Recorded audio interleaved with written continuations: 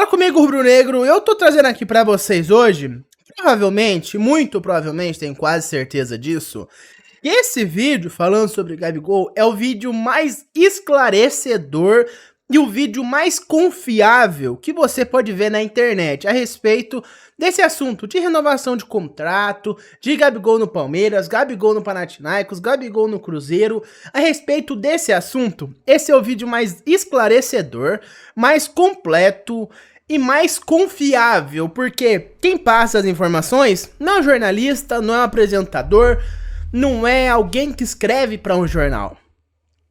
É o próprio empresário do Gabigol, o Júnior Pedroso, que é ninguém mais ninguém menos do que o empresário de Gabriel Barbosa. Quem fala nesse vídeo é ele. Eu não consegui pegar o começo, mas Júnior Pedroso, o cara que tá falando pelo telefone, é ninguém mais ninguém menos do que o empresário de Gabigol. Então essas informações que vocês vão assistir agora, um vídeo um pouco extenso que eu fiz questão de pegar a entrevista inteira para trazer para vocês um negócio bem completo, é Júnior Pedroso, empresário Gabriel Barbosa. Então, se tem alguém que pode falar a respeito de transferência do Gabigol, é ele. Fiquem com o vídeo. Fazer uma entrevista por telefone com o empresário Júnior Pedroso, ele é empresário do Gabigol. Está na manchete do GE a seguinte informação, ó, peço que a gente plugue, que o Gabigol recusou uma nova proposta, segundo o GE, de renovação do Flamengo. E que o Palmeiras tem interesse. Essa proposta, segundo o GE informa, reportagem da Letícia Marques, ela é de mais um ano de contrato e reajuste salarial de 50%. O clube espera novas conversas com o jogador. Eu quero, antes de mais nada, agradecer ao Júnior Pedrosa, que atendeu ao nosso convite, está ao vivo aqui no Seleção por telefone. Júnior Pedroso, desculpe. E Júnior, queria te perguntar, começar te perguntando, se você confirma as informações publicadas no GE de uma proposta do Flamengo de aumento de 50% de mais um ano, e se sim, por que a recusa da renovação do Gabigol? Bem-vindo ao Seleção. Oi, André. Boa tarde. Elano, de Alessandro. Obrigado pelo convite em poder externar aqui o nosso lado da história, né? Porque geralmente essas questões não são tão públicas, né? São questões de caráter privado, né? Uma negociação dessa envolvendo uma extensão de contrato, uma renovação. No caso do Gabriel, estamos falando de um atleta muito importante para o Flamengo, né? Talvez o jogador mais importante do ciclo Landim. E foi uma discussão de renovação que durou 3 anos, 1 ano e 3 meses mais ou menos de conversas com o Flamengo, algumas reuniões no Rio de Janeiro para discutir essa extensão de contrato, que passaria a valer a partir do dia 1º de janeiro do ano de 2024. E eu posso ilustrar um pouquinho a história toda antes de entrar nesse último detalhe, que é essa proposta de 1 ano. Eu acho que fica mais fácil para vocês entenderem. Claro, fique à vontade. Tá? A gente iniciou, então, as tratativas de renovação em março de 22 e durante esse período, até outubro de 23, foram algumas reuniões, imagino eu que umas 10 reuniões presidenciais no Rio de Janeiro, fora algumas diversas ligações com o Marcos e com o Bruno, né, que são as pessoas que estão no fronte da negociação do lado do Flamengo e são as pessoas que sempre trataram com a gente. E em outubro de 23, em meados de outubro mais ou menos, a gente sela o acordo onde os dois ligam para a gente, o Marcos e o Bruno, e nos parabeniza pela extensão de mais 5 anos de contrato. Isso aconteceu também com os pais do Gabriel, que moram em Santos, e também aconteceu com o próprio Gabriel no CT, onde recebeu um aperto de mão com os parabéns pela renovação de 5 anos de contrato, nos termos que foram construídos aí durante esse 1 ano e 3 meses. A única objeção ali, no dia seguinte, seria esperar, porque o Flamengo estava construindo a renovação de outros 2 grandes jogadores, que era o Everton e o Bruno Henrique, e eles queriam esperar essa construção para não atrapalhar o desenvolvimento dessas 2 outras renovações, e a gente entendeu.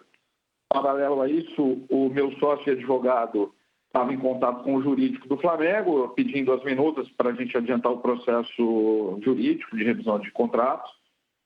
E a gente já encontrou algo estranho ali, porque o jurídico não passavam os drafts para poder revisar. E a partir dali começaram a sair algumas matérias em alguns veículos específicos que o Flamengo estava enfrentando dificuldade dentro do seu board para poder aprovar essa renovação do Gabriel. Mediante a isso, a gente começou a apertar um pouco o cerco e apertar o Flamengo pedindo respostas, né? Até então eles iam responder, em algum momento pararam de responder, e aí a gente entendeu o que estava acontecendo, né? Passaram-se o tempo, a gente imaginávamos que poderia haver algum movimento ali a partir do começo do ano, porque seria quando passaria a vigorar essa renovação de contrato, mas nenhum movimento do lado do Flamengo aconteceu. O que aconteceu foi um movimento muito grande do lado do Corinthians. Em momento algum, a gente abriu negociação com o Corinthians porque a gente estava respeitando esse acordo que tínhamos desenhado com o Flamengo e na expectativa dessa extensão por 5 anos de contrato, porque essa era a prioridade do Gabriel. É o time onde ele tem uma identificação muito grande, é um time onde ele foi vitorioso e ele ama o Rio de Janeiro, então ele estava bem feliz com o que tinha sido construído ali, apesar de outras investidas de outros clubes, tanto do Brasil quanto fora, e para ele era o que ele queria para imaginar esse próximo ciclo de carreira dele, né? E aí depois o Corinthians, inclusive, andou citando e mencionando que a gente ofereceu o Gabriel lá, que a gente discutiu a negociação e em momento algum isso aconteceu. E aí, por último, eu fui perguntar para o Corinthians em que momento a gente foi oferecer o Gabriel lá e tive a informação por um dos ex-dirigentes que foi o Flamengo que estava tentando construir essa transferência. Tá? Isso agora, por último, tive com o Bruno em maio de 24, no jogo do Red Bull e Flamengo, que foi em Bragança, e o Bruno me convidou para um café, eu sentei e ele perguntou o desejo de reabrirmos a negociação, se o Gabriel estava confortável em rediscutir a negociação, e eu expus que sim, e a gente estava sim, entendemos talvez que eles tivessem alguns problemas políticos internamente para poder ter desenvolvido o negócio que já estava acordado, mas que estávamos dispostos a conversar. Depois disso, o Bruno não tinha apresentado nada nesse bate-papo, foi totalmente informal, mas a gente deu um prazo para ele até julho, para que isso se realizasse, porque o Gabriel não iria esperar até dezembro para resolver o futuro dele. O Gabriel já tem 27, vai fazer 28 anos agora em agosto, e ele tem um ciclo muito importante na carreira dele. Tanto o Elano quanto o Alessandro sabem o que significa esse novo ciclo para o jogador, né? Um ciclo talvez de estabilidade. E daí para frente eu não consegui mais conversar com o Bruno sobre a renovação, né? A gente não falou mais nada, a gente não falou a respeito desse tema. E agora, por último, o Flamengo veio abordar o Gabriel diretamente com essa proposta de renovação de extensão de 1 ano de contrato, entendendo que o clube precisava desse tempo para poder avaliar ele, enfim. Isso foi direto com o Gabriel e, de fato, o Gabriel, no momento, ele estranhou isso, óbvio. A gente imaginou que talvez viria alguma coisa do Flamengo, sim, mas nunca imaginamos que o Flamengo ia propor 1 ano de contrato, extensão de 1 ano de contrato, independentemente dos termos financeiros, para ele ficar mais 1 ano. E aí, óbvio, na hora ele negou isso e aí ele entendeu o que estava acontecendo e aí a gente discutiu o tema e resolvemos daqui para frente começar a trabalhar de fato a saída dele do Flamengo. Está muito claro que o Flamengo não tem interesse esportivo na renovação dele. Então, óbvio que isso foi agora recente mesmo, que aconteceu, e a história na íntegra é essa, tá? Todos os pontos que envolvem essa discussão com o Flamengo em torno da renovação de contrato do Gabriel. E diante do que você informa aqui, né, de começar a trabalhar a saída dele do Flamengo, você confirma o interesse do Palmeiras? Olha, a gente tem lido muito mais coisa do que presenciado, tá? Então, assim, a gente sabe que o Palmeiras gosta dele, a gente já teve discussões anteriores lá atrás disso, mas o Palmeiras não fez uma nova abordagem em relação a discutir essa transferência agora. Até porque o Gabriel fica livre em dezembro de 24, ou seja, a partir do dia 1º de julho ele pode assinar um pré-acordo onde ele sai livre. Em janeiro ele pode se inscrever por qualquer clube do mundo. Então, imagino que até em prol desse respeito que a gente vinha mantendo com o Flamengo, de não conversar com outros clubes até julho, Imagino que agora se abre um novo ciclo a partir do dia 1º de julho para a gente poder entender e resolver o futuro do Gabriel, que não vai ser resolvido em dezembro. Ok. Entendeu? Ramon, você quer fazer uma pergunta para o Júnior? Cara, por favor. Júnior, tudo bem? Ramon falando. Porque eu não consegui escutar direito aqui, devido, estava um pouco baixo. Você disse que tinha acertado com uma reunião com o Bruno e com o Marcos, né? Essa questão de 5 anos de contrato e estava tudo até então apalavrado. Esse contrato ele foi redigido, foi assinado ou foi só de boca mesmo, assim, essa questão dos 5 anos a mais da renovação do Gabriel? Oi, Ramon, boa tarde. Bom, esse contrato foi discutido durante 1 ano e 2 meses, né? Essa negociação durou 1 ano e 2 meses. Teve trocas de alguns documentos, né, informais, que são papéis, escritas, essas coisas, normal em negociação. E aí, quando a gente selou em outubro de 23, esperávamos o avanço disso, que seria os drafts para poder revisão, né, ter a revisão do nosso lado, do contrato que iria entrar em vigor no dia 1º de janeiro de 24. E aí isso não aconteceu. Perfeito. Olha, Júnior, acho que você foi muito didático aqui, você traçou uma linha cronológica, né, do ponto de vista do Gabigol, dessa situação toda. Primeiro te agradeço por participar aqui do Seleção, acho que a sua entrevista vai repercutir bastante. É a primeira vez que eu vejo vocês falando assim tão claramente numa saída de um dos jogadores mais importantes da história do Flamengo. E te agradeço. Obrigado aqui pela entrevista. Se você quiser acrescentar mais alguma coisa, fique à vontade. Se não, até uma próxima aqui no Seleção. Não, eu que agradeço vocês pelo espaço, né? Do nosso lado, a gente não gosta de externar muitas coisas particulares, né? Que envolvem, no caso, uma tratativa de renovação, mas em prol de tudo que tem sido publicado pelo lado do Flamengo, o Gabriel está muito incomodado porque isso acaba interferindo na relação dele com o torcedor, né? Isso eu acho que nunca vai acabar. O ciclo dele foi muito vitorioso no Flamengo e, infelizmente, a gente gostaria que o desfecho fosse diferente, mas a gente tem que entender também do lado do clube que existe uma gestão por trás e a decisão deles vai ditar quais são os nossos próximos passos aqui em relação ao futuro do Gabriel. Não em breve podemos falar novamente do próximo clube do Gabriel. E Júnior, só para finalizar, assim, então é possível que essa saída, por exemplo, se dê agora, já nessa janela, que ele nem fique até o fim do contrato? Há essa possibilidade, então, por exemplo? Com certeza. Se o Flamengo entende por bem que pode se aproveitar desse momento, onde